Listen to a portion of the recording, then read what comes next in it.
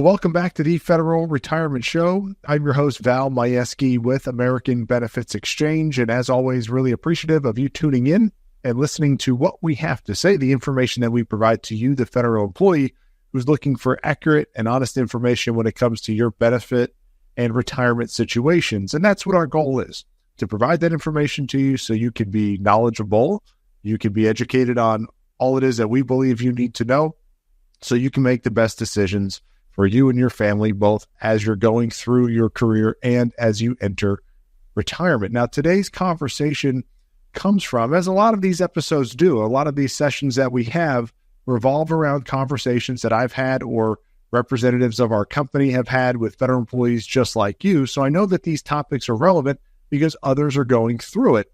And this is one that we get a lot of, but it came from a recent conversation that I had with a federal government employee when it comes to retirement and when it comes to having income in retirement, and then when it comes to also utilizing or setting up their TSP properly. And what do I mean and where am I getting at here, or where are we going to go?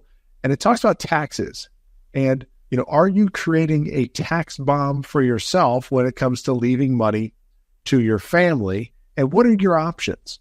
And this conversation, again, that I had with a federal government employee revolved around needing enough when it comes to their income in retirement, but then what to do with the remaining money. I'll paint the picture here. Say you're going to retire, and during the retirement scenario, during your retirement review, and by the way, that's one of the ways in which we can go over these things with you, is by doing a full benefits and retirement review. If that's something you're interested in, go to our website, www.federalretirementshow.com. Fill out the form and we'll be in touch and we can do a full benefits and retirement review for you. But just saying and talking about this particular person, we were going over that review, doing all that was needed to be done to outline what their pension's going to look like, what their future Social Security income is going to look like, what their TSP is going to be doing for them, both now and in the future, what their family look like, going over the survivor benefit options and everything. And when we got to the retirement income scenario, we went over the pension, we went over Social Security, and this person was going to need to utilize a little bit of their TSP to generate another guaranteed lifetime income for themselves to get to a level that they're going to be comfortable with. And you've heard us talk about this before, that if you need income in retirement, or to back up a second, what we would normally recommend and look at is making sure you have at least a base level of guaranteed lifetime income to cover all of your expenses and then some, but to make sure that everything is going to be paid for, your bills, your living expenses, all of that with guaranteed lifetime income. That way there's no worry, there's no stress, there's that peace of mind. Well, that's what we were talking about with this person, but they're going to have a significant amount of TSP and other investments available or just sitting there, even after generating all the income that they need. They were not going to utilize all of the assets that they had to generate the lifetime income that's needed. This is a good position to be in, as you might think. Hey, I've got too much money. I've got enough money left over. I'm not sure what to do with it. What do I do?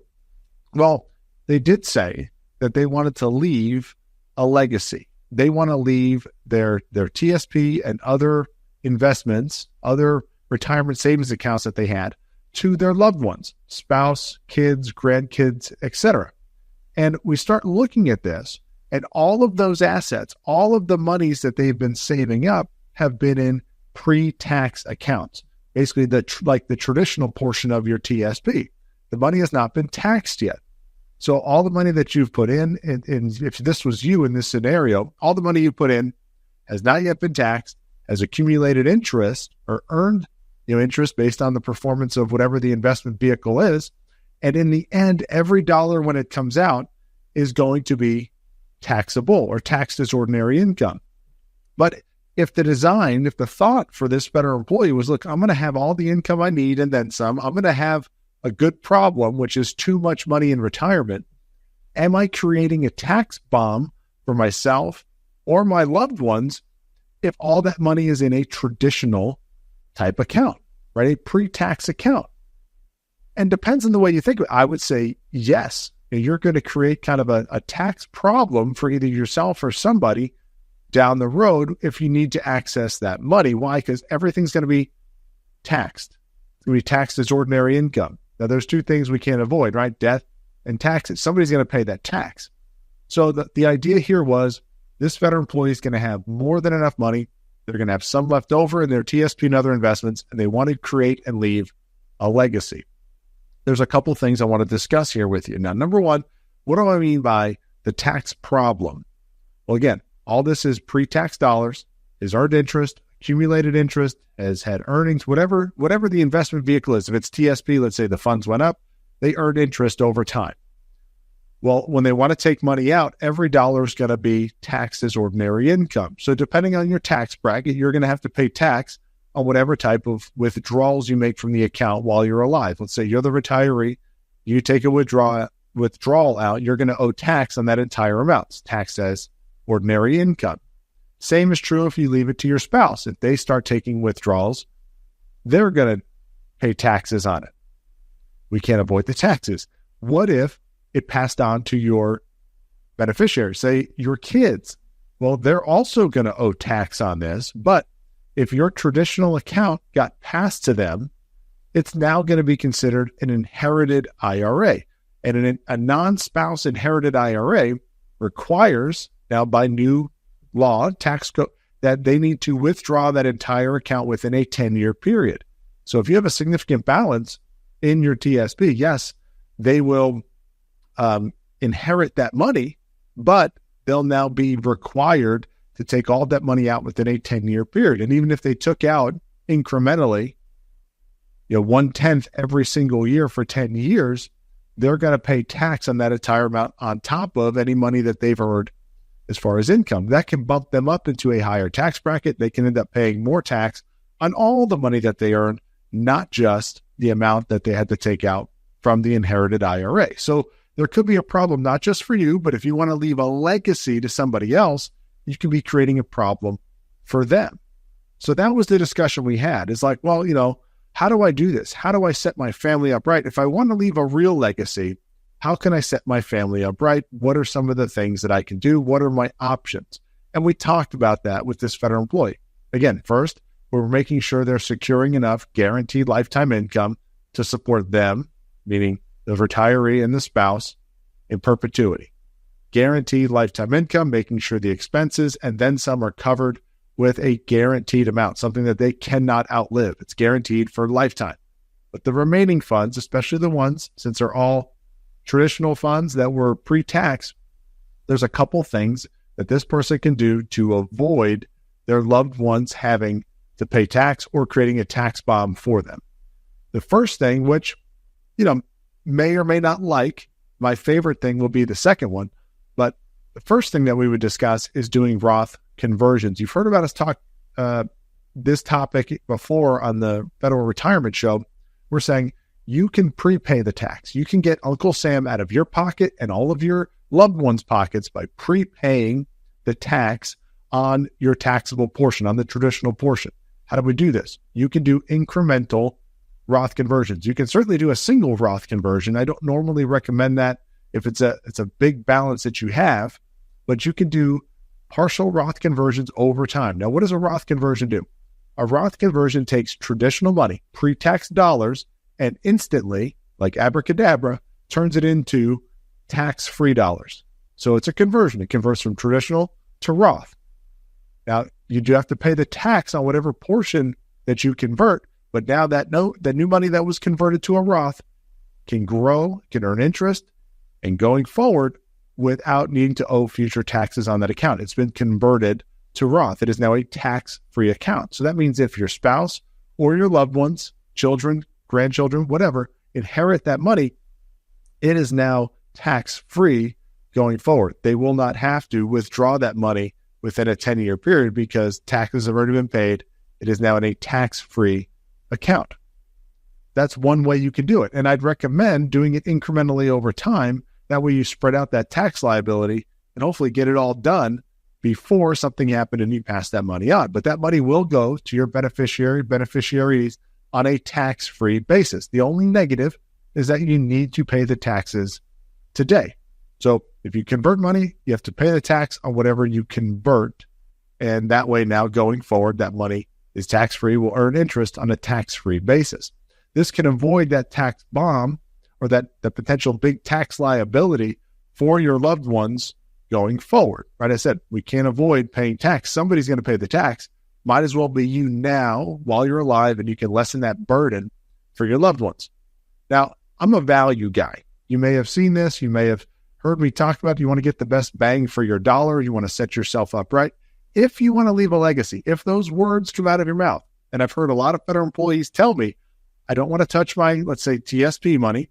I want to leave a legacy. I want to leave it for my loved ones. I think that is awesome, right? I still say, I want you to spend your money. You spend your money or spend whatever you want to spend. Use it for your retirement. You've saved it up. You've done a good job. Splurge, use it. But if you want to leave a legacy, don't leave them assets. Leave your loved ones life insurance. Now, the disclaimer at the beginning here, right? The asterisk is you have to be healthy enough to get life insurance in order to secure it. But why would I say, hey, I'm a value guy? Instead of leaving assets to your loved ones, leave them life insurance, because you can get a tax-free benefit paid to your loved ones for pennies on the dollar, instead of just giving them the asset. So in this scenario, talking to this federal employee, we've secured the lifetime income. My recommendation, my option to get better value would to say, with that remaining TSP money, do yourself a favor. We're going to take some of it out incrementally over time to pay your life insurance premiums. Now, why would we do that? Because, again, you can leave a significant amount of legacy in the form of a death benefit for pennies on the dollar. So if you had, let's say, $1 million in your TSP, you have $1 million set aside, and maybe all of that is taxable, let's say, okay? And you can convert it, sure, but that money is an asset. It's sitting there. In order to give somebody $1 million, you have to give them $1 million, right? Where am I going with this? Well, if you wanted to give them that same $1 million on a tax-free basis, it will not cost you $1 million to do that for life insurance. It may cost you several $100,000, but you're not going to have to pay $1 million to leave them $1 million tax-free as far as a life insurance death benefit is concerned. Now, again, the caveat is you need to be healthy enough for that. But if you are, you will pay pennies on the dollar compared to setting aside an asset to leave that to your loved ones. If you are convinced 100% that you want to leave a legacy, use a portion of that TSP money to pay for life insurance. Spend your money, enjoy it, utilize the money, but take a portion of it and set that aside. If you want to leave them a significant amount, you can leave them a significant amount of life insurance. Now, how does life insurance work? The death benefit is a lump sum that is tax-free. Tax-free. It doesn't have to be converted. It's already tax-free. And as I mentioned, if you want to leave $1 million worth of death benefit, you do not have to spend $1 million to provide that. So just understand the way that works. If the word legacy comes out of your mouth, if you said, I want to leave a legacy for my loved ones, I want to make sure that they're taken care of in the event something happens to you. Yes, you may have a significant balance in your investments, in your TSP, in anything that you've set up outside, but use a portion of that. If you're a value person, which if you set up that much money, if you save that much money, I bet you are a value person, you want to get the best bang for your dollar, do yourself a favor and look at, I'm not saying it's a guarantee for everybody that you're going to be able to set this up, but I would at least look at the option of setting up a life insurance policy to leave that tax-free legacy that you're looking to leave, and it will also allow you to spend and utilize more of your money in retirement and enjoy it. Now, granted, I'm not saying you won't enjoy your retirement, all these things, but I would tell you, I wouldn't want you to hold on to your money so tightly in retirement and never spend it and think you need to leave it to everybody else. No, spend your money, use your money. You saved it up for your retirement, but take a portion of that and you can leave the same legacy without letting that money sit there for pennies on the dollar by securing yourself a tax-free life insurance death benefit that you can leave to your loved ones. And they're not going to be set up with a tax bomb. You're going to pay some of the tax over time. using those dollars you take out to pay the life insurance premiums, and you can convert the rest, whatever you don't use. So we can get rid of that tax bomb entirely. We can give your loved ones a greater legacy for pennies on the dollar, and you can spend more of your money, utilize more of your money for your retirement.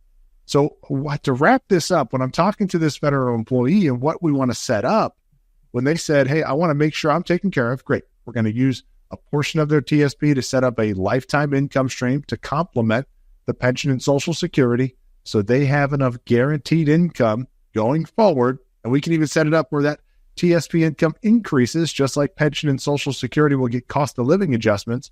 We can set it up where it increases as well. And that way it tries to keep up with inflation.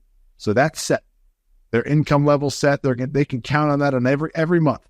That money's coming in. Mailbox money. Awesome. But then on the back end, if that word legacy, with the remaining funds, you want to leave it to your loved ones, do not leave them the asset. Again, leave them life insurance. That's my recommendation. You can do it the other way. I said step one or part one was doing Roth conversions. That way you eliminate the tax liability on your funds. And when they're passed to your loved ones, they're passed tax free. Or if you're a value person, like I said, I am, you can secure that legacy for pennies on the dollar, assuming you're healthy enough to get it, by using life insurance. And it would be a permanent form of life insurance. So that way, you know, it's never going to run out. It's not going to expire.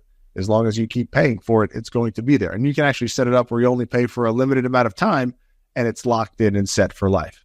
So pretty awesome things that we can do to make sure you're leaving a legacy if that's what you desire to do, and leave a tax-free legacy, not a tax burden.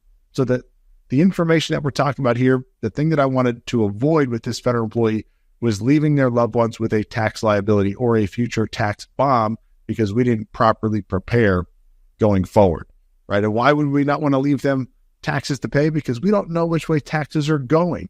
And most people I talk to, if I give them three options, are taxes going up, down, or staying the same? Most of them are going to tell me that those taxes are going up in their opinion.